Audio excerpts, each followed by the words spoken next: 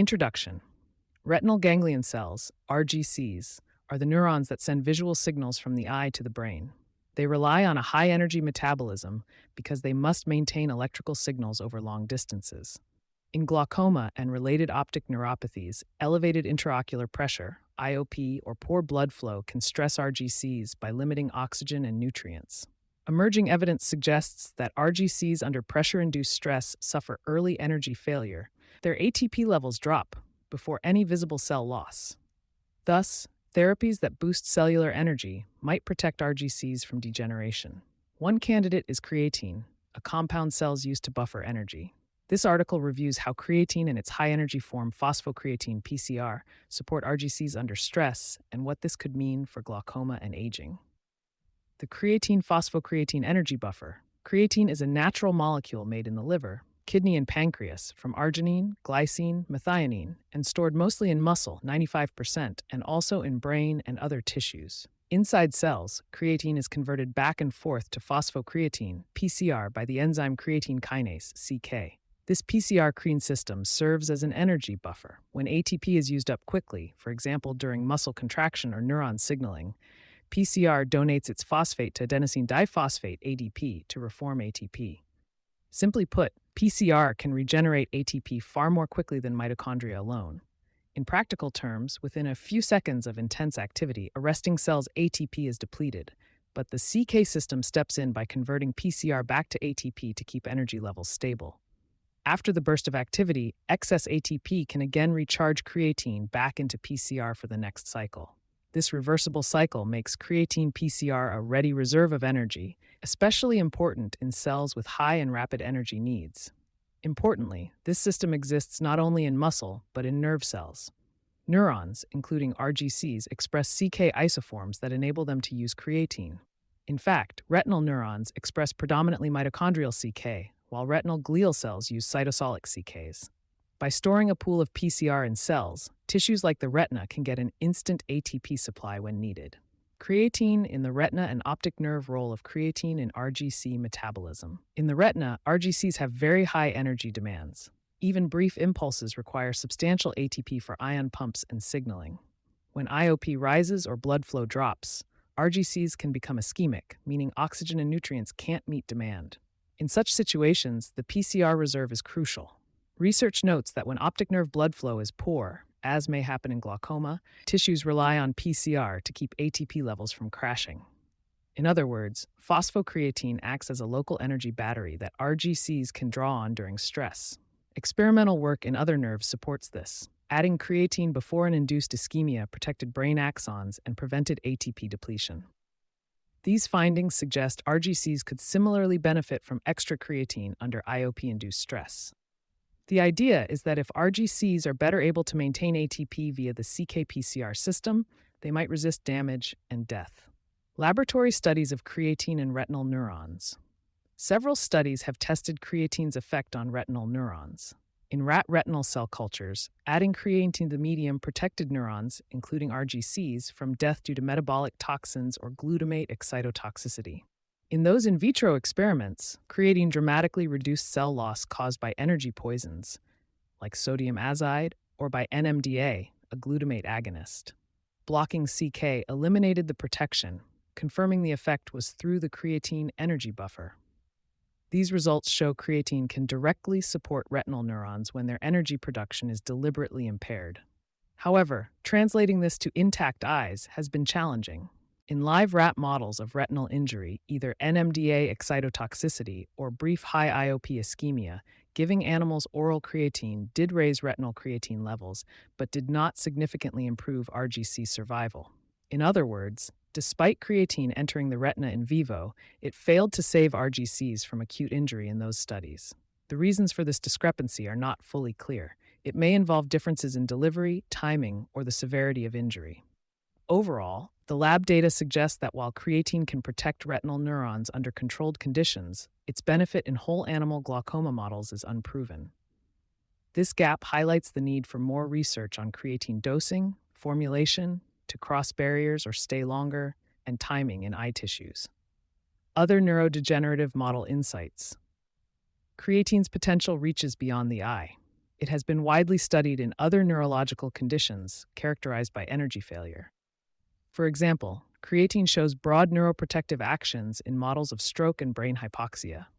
Clinical interest has spanned Parkinson's disease, Huntington's disease, amyotrophic lateral sclerosis, ALS, Alzheimer's disease, and even psychiatric disorders. In animal models of Parkinson's, with toxin-induced mitochondrial dysfunction, dietary creatine improved neuronal survival in early studies. In humans, creatine has been tested in clinical trials for PD and memory impairment, given its antioxidant and ATP buffering properties. While these fields are separate from ophthalmology, they share a key concept. Neurons that lose energy balance tend to die. If creatine can slow neurodegeneration in one system, it may help in another. Thus, lessons from brain and spinal cord studies support exploring creatine for the retina. In fact, nicotinamide, vitamin B3, which indirectly boosts cellular energy, has been shown to protect RGCs in glaucoma models, hinting that metabolic support can help RGCs. Creatine is a logical candidate in this category. Systemic aging and functional benefits. Beyond the eyes, creatine has known benefits for aging muscle and brain function. In older adults, creatine supplementation, often combined with exercise, improves muscle mass, strength, and bone health. Meta-analyses of older populations show creatine plus resistance training significantly increases lean body and muscle mass compared to training alone. This can translate to better physical function and independence in the elderly. Cognitively, there are promising signs that creatine may help. Aging is associated with a natural decline in brain creatine levels, and trials have found that older people taking creatine sometimes perform better on memory or intelligence tests. One review noted that creatine could enhance cognition in elderly subjects, though mechanisms are not fully understood. Safety and efficacy data suggest creatine crosses the blood-brain barrier, so it raises brain PCR as well as muscle PCR. This has led researchers to propose creatine as an adjunct in mild cognitive impairment or early dementia, though large trials are still needed. In summary, creatine is not just for athletes. It is increasingly viewed as a general energy booster for aging tissues. Its track record in preserving muscle and possibly brain function supports the idea that, if it works there, maybe it will help the stressed optic nerve too. Safety considerations. Renal and fluid effects. Creatine is widely used and generally safe at recommended doses, typically a loading of 20 grams per day for a week, followed by 3 to 5 grams per day maintenance. Its safety profile has been carefully studied. The main observed effect in many studies is a small weight gain, usually just a couple of kilograms, due to water retention in muscles. No serious harmful side effects consistently appear in healthy people. A large meta-analysis of studies, over 400 subjects, reported that apart from weight gain, there were no differences in hydration or kidney volume between creatine users and controls. In fact, increased intracellular water seems to stay within muscle cells without changing blood pressure or blood plasma volume significantly. Thus, while athletes speculated about cramps or dehydration, controlled data show creatine simply pulls more water into cells, something that normal hydration and monitoring can manage. The most common concern is on kidney function. Creatine breakdown produces creatinine, a normal waste.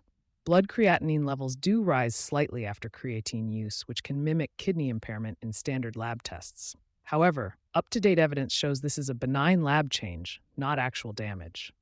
A 2025 systematic review found that creatine supplementation caused a very small, transient rise in serum creatinine, but caused no change in glomerular filtration rate, GFR. In plain terms, creatine users had a higher creatinine number on lab tests because of more turnover, but their kidneys were filtering just as well as non-users. The conclusion: when used responsibly in healthy adults, creatine does not harm kidney function. Of course, people with pre-existing kidney disease should consult a doctor before using any supplement. Fluid balance is another consideration. As noted, creatine tends to increase total body water, mostly inside cells. Early studies showed that a week of creatine loading increased total body water significantly.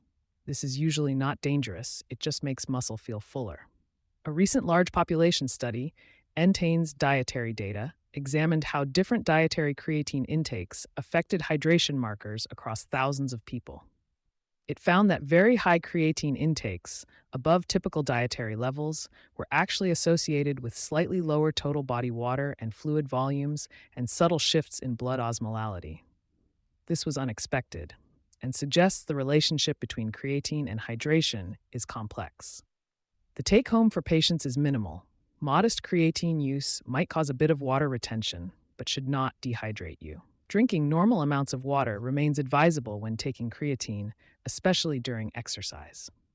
In terms of overall safety, a broad review of older adults taking creatine found no increase in any side effect versus placebo. Creatine has been evaluated by regulatory bodies, e.g., the FDA, and is confirmed as safe for healthy use. The most frequently reported issues are mild gastrointestinal upset, rare, or muscle cramping disputed, but these occur no more often than in controls. Given this safety record, adding creatine in older patients to improve energy balance is a reasonable proposition, if done under medical guidance. Relevance to glaucoma and research directions. Putting this together for glaucoma. Glaucoma is now understood not just as high pressure, but as a chronic RGC energy crisis. Studies in mouse glaucoma models, e.g., the DBA2J mouse, show that high IOP and aging drain ATP in the optic nerve well before cells die. The logic is that bolstering the RGC energy supply might slow or prevent degeneration. Creatine, by replenishing ATP via PCR, is a plausible neuroprotective agent in this context. To translate this idea, new research is needed with specific eye-focused endpoints and biomarkers. Key recommendations include ocular imaging endpoints. Future trials should include structural imaging of the optic nerve and retina. Optical coherence tomography, OCT, can measure the thickness of the retinal nerve fiber layer, RNFL, and ganglion cell layer. These quantitative measures are sensitive to early RGC loss. For example, RNFL OCT thinning is strongly associated with glaucoma severity. Any neuroprotective treatment should aim to slow thinning. Another imaging modality is optical coherence angiography, OCTA, which visualizes retinal blood flow. Since energy delivery involves circulation, OCTA could monitor vascular changes. Functional tests. Visual function testing is crucial. Standard visual fields detect vision loss from glaucoma, but more specific tests like the pattern electroretinogram PERG or multifocal V can measure RGC function directly. Including PERG amplitude or latency as an endpoint could reveal early functional benefits of creatine that precede field changes. Metabolic imaging. Creatine's effect on energy metabolism might be tracked by advanced imaging.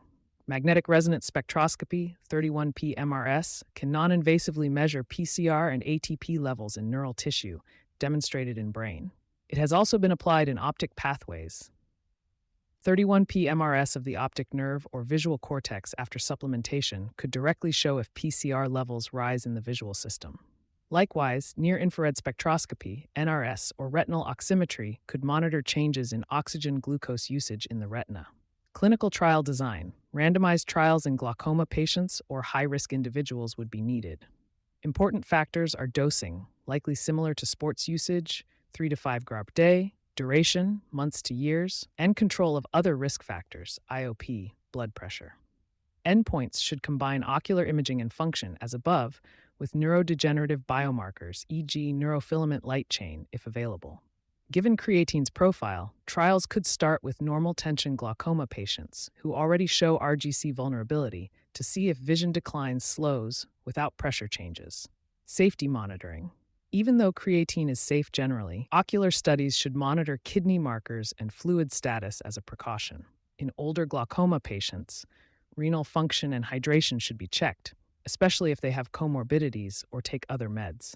Overall, current evidence is not sufficient to recommend creatine for glaucoma yet, but its known systemic benefits on muscle and possibly brain in aging, coupled with specific data that it can support RGCs in culture and energy metabolism in nerves, make it a promising avenue.